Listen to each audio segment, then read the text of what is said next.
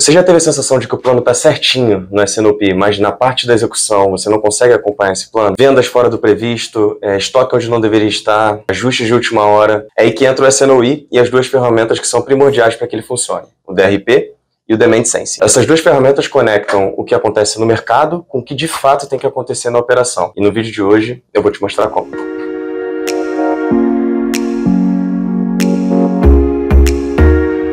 Antes de tudo, o que é o S&OE? O S&OE é o que de fato faz com que o plano que a gente fez a longo prazo do S&OP de fato se concretize no curto prazo. Então a gente está sempre olhando semana a semana, dia a dia e garantindo com que o que foi feito a longo prazo esteja sendo cumprido no curto prazo. E é dentro desse processo de S&OE que entram os dois pontos principais desse vídeo, que é o DRP e o Demand Sensing. Primeiro, o que é DRP? DRP é uma sigla em inglês que significa Distribution Requirements Planning ou planejamento dos requisitos de distribuição. Ele é o cérebro por trás da execução, onde a gente analisa quanto que a gente vai enviar para os nossos pontos de estoque, quanto que a gente vai enviar e para onde a gente vai enviar.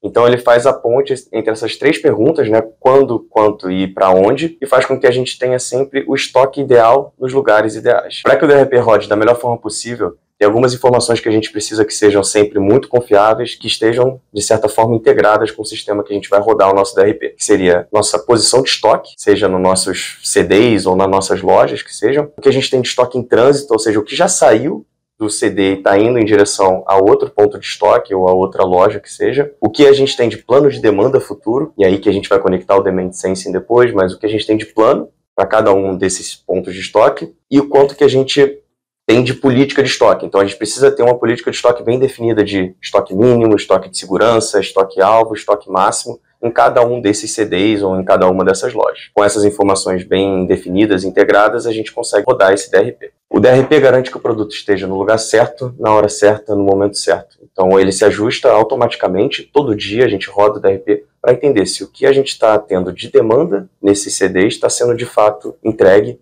na hora certa, no momento certo, considerando nossos lead times de transferência, ou seja, eu tenho um lead time de 5 dias úteis do meu ponto de estoque origem para o meu CD de distribuição em outro estado.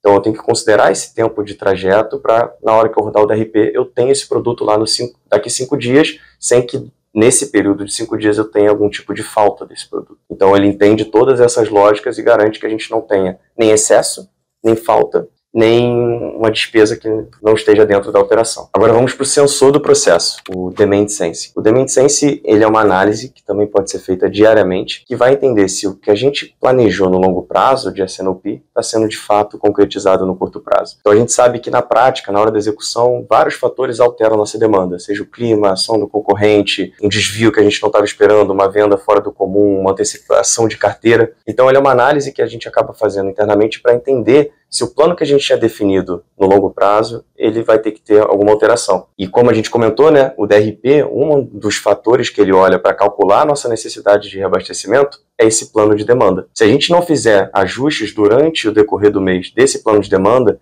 a gente pode acabar indo contra o conceito de DRP, que é ter o estoque ideal no lugar certo. Ou seja, se a gente definiu que o plano de demanda do produto no estoque X era de 1.000 unidades e durante o mês a gente está vendo que a tendência desse produto nessa unidade é de vender 500, o Demand Sensing tem que alertar o DRP, tem essa redução, para que a gente não mande as 1.000 unidades para lá. Então, essa integração entre o DRP e o Demand Sensing é fundamental para que não haja esse desencontro da cadeia e a gente esteja sempre recalculando a real necessidade de reabastecimento dos nossos CDs. Quando o DRP e o Demand Sensing atuam de forma conjunta, igual a gente comentou anteriormente, tem alguns benefícios diretos na nossa cadeia de suprimento. Seja por menos ruptura, por um estoque mais equilibrado, por uma redução de compras emergenciais, uma maior eficiência logística de transferência, né?